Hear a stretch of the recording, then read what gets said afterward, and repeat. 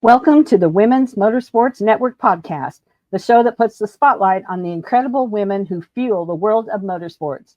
From drivers to crew members, engineers to fans, and everyone in between, we're here to celebrate the trailblazers, dreamers, and doers shaping the sport we love. Each episode, we share inspiring stories of females of all ages from every corner of the motorsports universe, past, present, and future. It's a journey through the seasons of life filled with heartfelt moments, laughter, and a whole lot of horsepower. So, whether you're a lifelong fan, a racer yourself, or simply curious about the extraordinary women behind the wheel, settle in, relax, and enjoy a fun and uplifting ride with us. This is the Women's Motorsports Network podcast, connecting and celebrating women in motorsports, one story at a time. Let's hit the track. Picture this. You're at the track, looking at all the merch trailers. What do you see? Shirts and hats everywhere. And you think, I want more. That's how Four Left Turns was born. At Four Left Turns, we create unique products for race fans. Our retail website is fourleftturns.net. And if you're looking to stock your gift shop or merch trailer, we also sell wholesale. Four Left Turns is a one-stop shop for everything racing. Well, except shirts and hats. We don't do those. Made for race fans, by race fans, fourleftturns.net. Hello, everyone. This is Melinda Russell with the Women's Motorsports Network podcast. And my guest today is Ashley Winslett. And Ashley comes to us from Texas, but I'm going to let her tell you more about herself. So, Ashley, welcome to the show. And we always start with a little bit about yourself. So, share your family, your pets, where you work, all those good things so we can get to know you better. Yeah. My name's Ashley Winslett. I live in Dallas, Texas. I've been here for about 6-7 years now. I have a dog. Her name is Roxy. And then my parents and my older brother live outside of Austin, where we grew up. We grew up in Pflugerville, Texas. My day job is I'm an assistant manager at the Dallas Zoo. So I work with elephants and a bunch of hoof stock. So that is my day job. Wow, that's interesting. I haven't ever had anybody that worked at the zoo. So you're my first. So that's pretty cool. We'll have to talk about that in a little bit. So very, very cool. So Ashley, tell me how a pretty thing like you in Dallas, Texas got interested in motorsports. So I first started truly racing in 2016, but I first got involved. My mom likes to say my first race was before I was born. It was when she was pregnant with me. So I've been around it since I was born. We first started actually going to races just as spectators. And then we kind of started hanging around two boats, the War Party, Toboggan Flat, and then Flat Crazy. Then we just kind of started getting integrated into War Party. We truly became crew members. And then we just followed them around mainly Texas and Oklahoma. And then we would go to Arizona occasionally. They would go all throughout the country, but we would just kind of follow them around there. And then Jerry, who drove War Party, he initially owned it. He passed away in 2010, pancreatic cancer. So they took a few years off. Then his wife, Nancy, wanted to go racing again. She didn't like the boat and storage. So she recruited Bill Diaz to drive the boat for her. So they drove the boat up until 2020, whenever she passed away.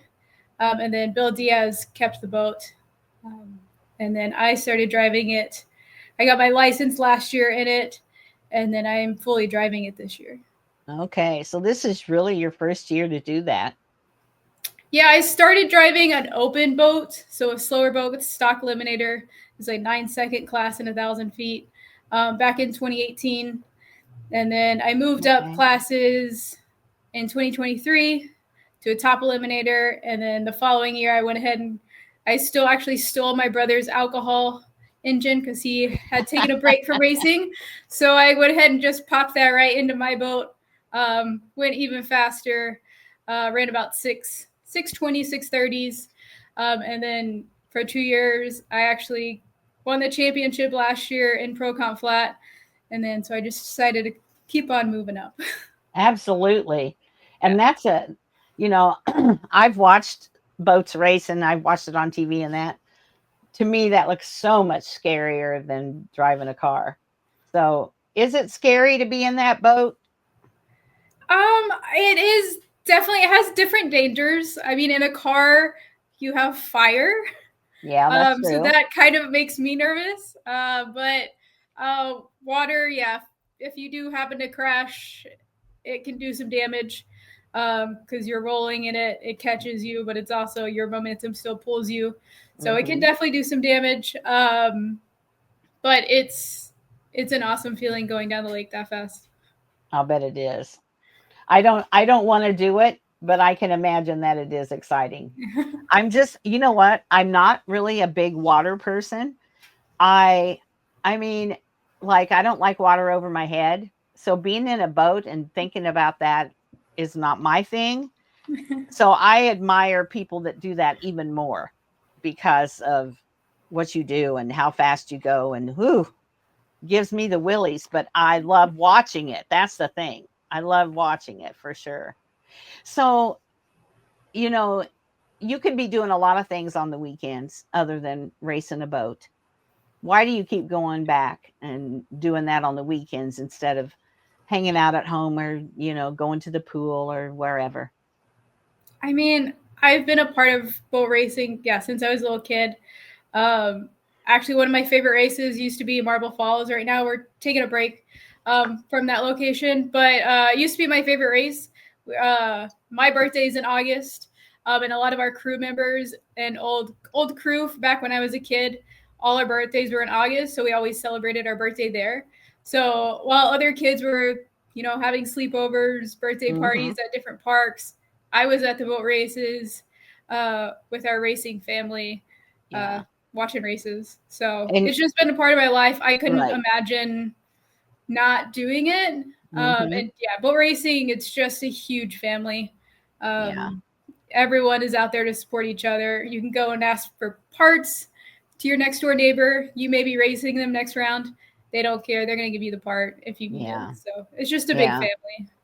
It really is. And that's racing in general. I mean, wherever you go, any kind of racing, it really is a family. That's what I hear over and over and over from people. It's, one of the reasons why they keep going back every weekend is Yeah. because of the people that you spend the time with for sure. So tell me about your boat. Have you always raced? You're always raced this boat, I take it. So tell me about it. What kind of boat is it? What class is it? What color is it? All the things. So I technically haven't just started racing this boat just this year, but I've always driven the flat bottom style of boat.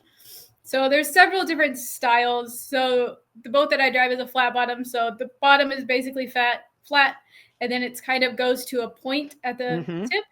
Yeah. And then obviously the right foot is gas, but the left foot actually has cavitation plates in the back of the boat. And so that controls how high the nose of the boat is in the Okay. water. So it's a little bit more of a driving boat, whereas like a hydro, you just have a gas pedal, you just smash it and go. A flat bottom, you truly have to drive all the way down the course. And if you mess up, things can go bad. Yeah. So it's definitely a driving boat. And so that's my favorite.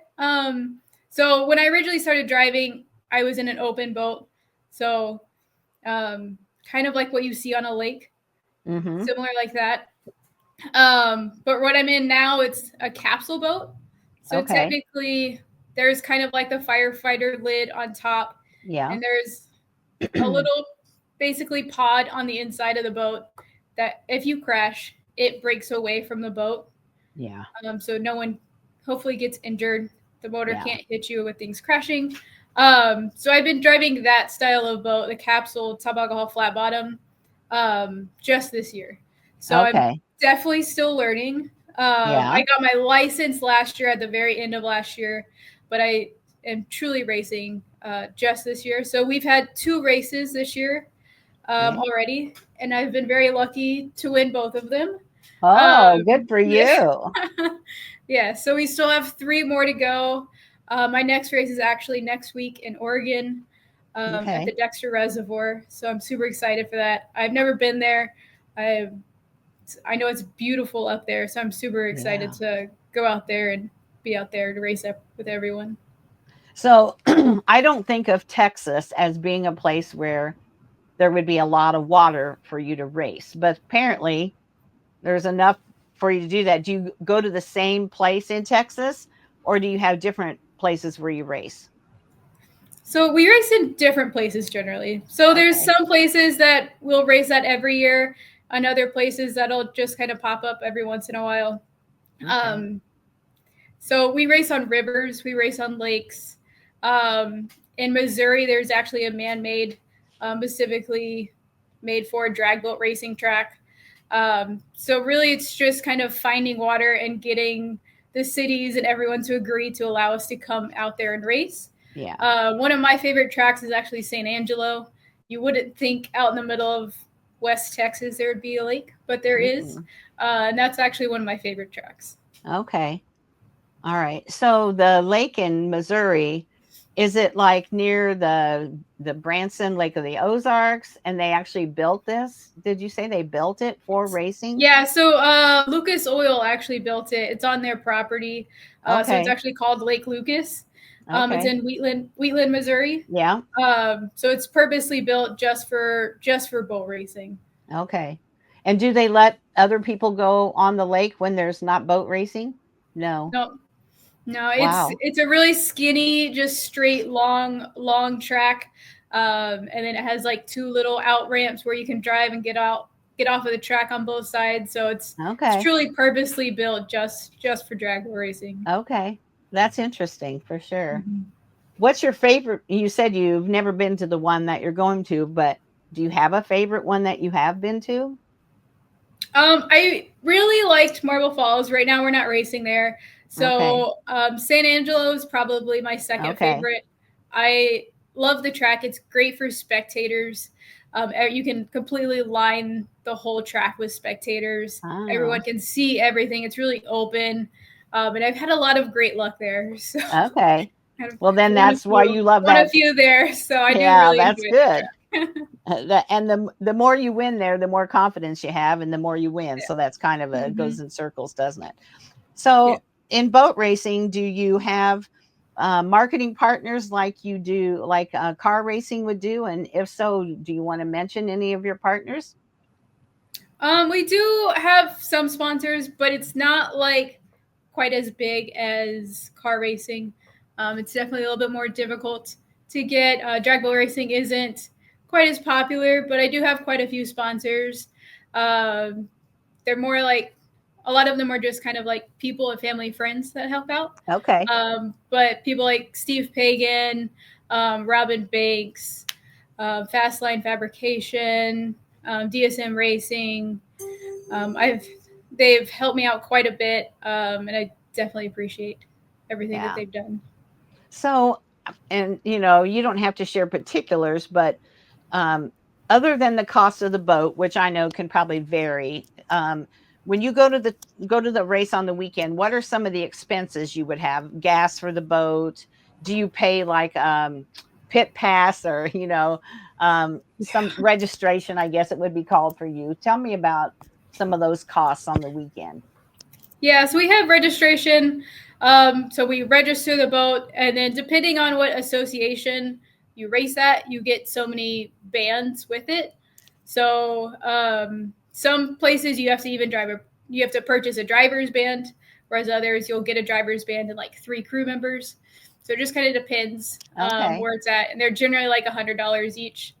And then you have to buy, car passes and RV passes if we do have an RV, if it's close enough.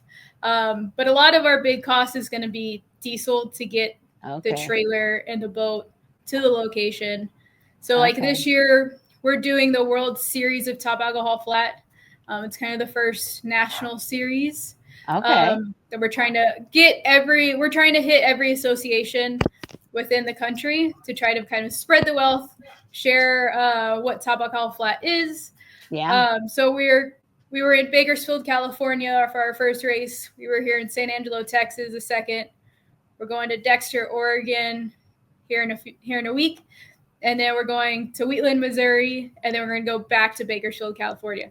So we're kind of traveling all over the country. So it's a lot of fuel, and then it'll be a lot of hotel cost as well. Right. Those are kind of the bigger items for us. Yeah. Yeah, for sure.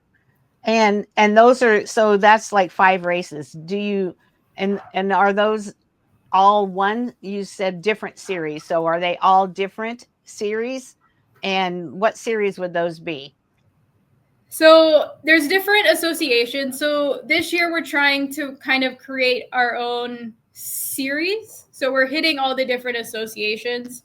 Okay. So there's technically 5 associations large associations within the US. You have NJBA out in California. You have ADBA in Arizona.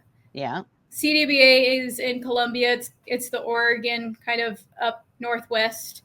SDBA is Southern Drag Boat Association. Yeah. It's mainly here in Texas, a little bit of Oklahoma.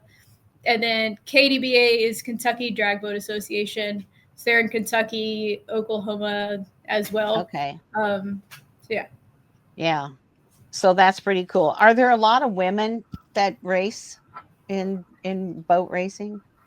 There's not a ton of us. There's maybe 20 total out of all the associations.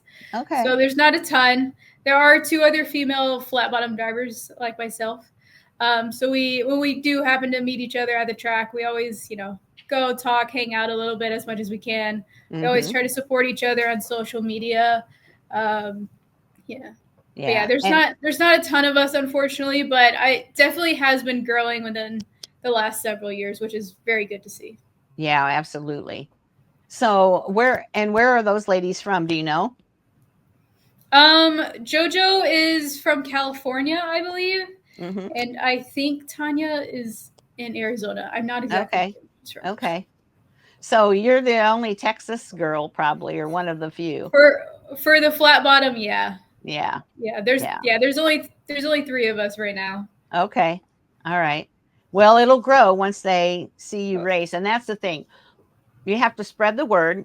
And whenever you go to these tracks, you call them tracks, which I knew that, but I always have to stop and think because to me, it doesn't seem like a track, but yet it is. Yeah. And then, it's getting people there to watch, because if people come out and watch and they love boats, which is why they would come to watch. My husband loves motorcycles, so he likes going to the motorcycle races, right? Mm-hmm. And so if you can get them out there to watch and promote, then you never know, it's going to spark somebody's interest to do that for sure. Yeah. So like in San Angelo, we did we call it a show and shine. So we take your boat out there, you shine it all up, and then you just let public kind of look at it. So we had our Steve Pagan had a sponsor. He was our sponsor. He has a local bar called the Tilted Mug in San Angelo. So we took all the top alcohol flat bottoms there. We were there for like three hours. Public got to look at it. Just trying to bring awareness. Right. Like, hey, if you go down 5 miles at the lake, we're here racing. Come out and see us. I always love show and shines. I always try to. But the capsule boats, it's really cool to kind of help the kids and let them sit inside the capsules. Some of them get a little scared if you close the capsule, so just gotta see what they like. But I love trying to promote the sport, and especially getting kids excited about the sport. Yeah, because they'll say, Mom, Dad, we want to go watch the boats race, Mm-hmm. Yeah, for sure. Those are the kind of things that I think we don't do enough in all of motorsports. Mm-hmm. Because like I live in Kalamazoo, Michigan, and they have a lot of big races, and it's a nice track, and it's been here a long time. You'd be surprised how many people don't even know it's here. Yeah. And they may have lived here, but if they have no reason to be involved or have any connections that race, they really don't know. And so that's the thing about getting the word out. And a bar is a perfect place because it's not a It's not a boat dealer where you're already going to find people that like boats, because people that like boats probably know about the boat racing, right? Exactly. Yeah. It's people that don't Exactly. know that it's there, and Mm-hmm. hopefully you can get them interested in the Yeah. sport, Yeah, so for that they sure. actually come out and show up. Yeah. I went to a conference one time and they talked about the big piece of the pie. So if the audience is a pie, the smaller sliver is the people that already know about it, and the big piece of the pie are the people we have to reach. So, Yeah. and I think social media helps that, for sure as well too. But yeah. So let's say it's race day. Do you have any kind of a superstition, or you have like certain things you always do and anything along those lines? Um, Me and my mom have a handshake that we always do before she puts me in the water. So we call them tohos. She Okay. basically, she's the one that drives the boat trailer, puts me in the water, takes me out of the water. So we have a special handshake that we do every time she puts me in the water. Um, Otherwise, not really. I don't eat a ton on race Okay. day. It's hot generally, Yeah. a little bit of nerves. You're getting strapped in really Yeah. tight. Don't want to eat. So No. I'll generally eat Fruit Loops. I'll get some Fruit Loops, put it in like a little red Solo cup, just nibble on it throughout the day, and then once we're done racing, I'll eat stuff. Eat But something. otherwise, yeah, Yeah, that's the normal. Most, and even guys. But I think it's mostly women too that don't eat till they're done racing. yeah, It's just better not to have all that logging, and especially if you eat something heavy or whatever. And we know yeah. that food at the racetrack is not, your most healthy, lightest food. So yeah, for It's sure. generally greasy and yeah. Greasy, it lays there in your stomach. Yeah, I can't. Yeah, for sure. So, Ashley, what do you do when you have a bad day? We all have them. Every kind of racing, you're going to lose more than you win, although you've won 2 out of 2. So I can't say that about you. But what happens on a bad day? How do you get yourself over that? So when I first started racing, I kind of let people get in my head. It was a little bit of a struggle. People were kind of questioning whether I should, not whether I should be doing it, whether I was capable of doing it. So I definitely let people in my head. So I definitely had to learn to just focus on me. Doesn't Mm-hmm. matter who's in the other lane. So really, I just try to focus right now, getting from A to B, getting to the end of the track, making sure I'm doing what I need to do. That way, if a win light comes on, awesome. If it doesn't, I put my best foot forward. Yeah. There's nothing else I really could have done. I Right. have all the faith in my crew members, Bill Diaz, Todd Schwartz, my dad, my mom. They're not going to put me out there without knowing that boat is 100% safe. Right. Right. So I have all the trust in them, and I'm just going to do my best. And then at the end of the day, if we win, we win. If not, at least I got to hang out with some of my favorite people and got Yeah. to be at a really awesome location, and just being grateful for being able to do what we are able to do in motorsports is Yeah. really just kind of taking a step back and just like looking at the big picture a little bit. Right. Because how lucky are you to drive a boat or race a boat? I mean, when you look at the, like you said, the big scheme of things, you're definitely in the minority, and Yeah. so just got to be grateful that you have that opportunity. If it's something you love, then you should go for it and do it. And a lot of women, even car racing or whatever, I hear them say, "Oh, I always wanted to race," or maybe I'm interviewing their daughter and they'll say, "Yeah, I always wanted to race, but I never had the chance. I'm glad my daughter gets the chance." And that's kind of sad, that they didn't Yeah. get to. And so we Yeah. have to be And grateful. yeah, I mean, I am super grateful. I mean, Bill Diaz is literally letting me drive his boat. So he obviously has a lot of faith in me. Hmm. Uh, but yeah, I hear that as well sometimes. And I just, if it's your dream, I just go for it. Yeah. Uh, just try to do it. I mean, sometimes things can't happen, but Right. if it's within your power, definitely try to make it. So do you have to do a lot of maintenance, like between races? Is there a lot of work to do on the boat to keep it up for the next race? And if so, are you doing that, or who's doing that? So there is definitely maintenance in between the boats. So when it was my open boat, I would do it myself. But with this boat, it actually lives at Bill's shop in Arizona. So Okay. he does all of this stuff in between the races, and gets everything ready, gets the trailer ready. He just says it all. Yeah, isn't that nice? Yeah. So sometimes we will do things at the track before the race, if he wasn't able to get to it. And then we'll try to finish everything that we possibly can at the track while he has help. Okay. But sometimes he does have to, take the motor out of the boat, go through it at his shop. But yeah, races, Okay. we say races are generally won at home and in the Uh-huh. pits, not Yeah. on the water. So making sure all your parts are good and everything's in working condition is definitely key before you even get on the water. Yeah, I've heard that. In fact, I interviewed a 14-year-old boy that races against way older men. In fact, he races his dad and his grandpa in a asphalt late model or whatever. He said the same thing. He said, ever since I've grown up around racing, which he did, he said, my dad always says races are won in the shop, not on the racetrack. Yeah. Yep. Yeah. So whenever I was in my open boat, my parents are 2.5 hours away. So my boat lives at their shop. So I would go home on my weekends, work on the boat for my 2 or 3 days that I had off, and then I would come back home. Okay. To Dallas. Yeah. So. Lots of driving.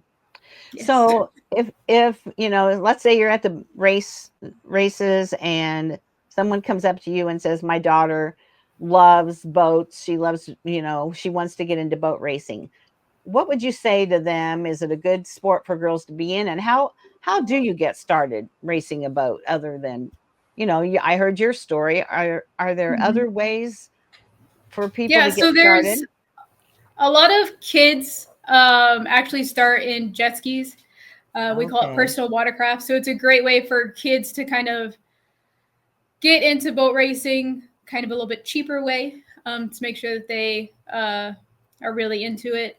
But yeah, that's a great way for kids to get started. And then technically, if you are 16 and have a boater's license, you can start driving a stock eliminator. And then you have to be, I believe, 18 to go up any higher than that. But I mean, right now there's quite a lot of boats out there for sale. So I would probably try to help them figure out which boat style they wanted to drive. And then, I would try to help them however I could, and then probably let them get in the capsule boat to show them how fun a capsule boat is. Right, exactly. Yeah. Has anyone given you any advice that's kind of stuck with you during your racing career? Or maybe it doesn't have anything to do with racing. It could be just life advice. One of Bill's favorite quotes that he always tells me is smooth is fast. So whenever for flat bottom, whenever you're moving the pedals for the cavitation plates for your nose, if you do things too fast, the boat doesn't like it. And it does crazy things. So you have to do things very smooth to keep the boat happy, to make sure that it's going fast. That makes sense to me. I can see that, for sure. Okay. So do you have a favorite race memory, or maybe it could be a good memory, it could be a bad memory, just a favorite memory from your time on the water? I know. So in boat racing, whenever you win a class for your first time, you get thrown into the water. Oh, well, that's nice. Yeah, it's nice and refreshing. Yeah. So the very first time I was thrown in, it was when I was racing stock eliminator. I had won, and my older brother actually came, ran all the way to the out ramp, drug me out of the boat, and then threw me in the water. he just kind of dove straight in the water.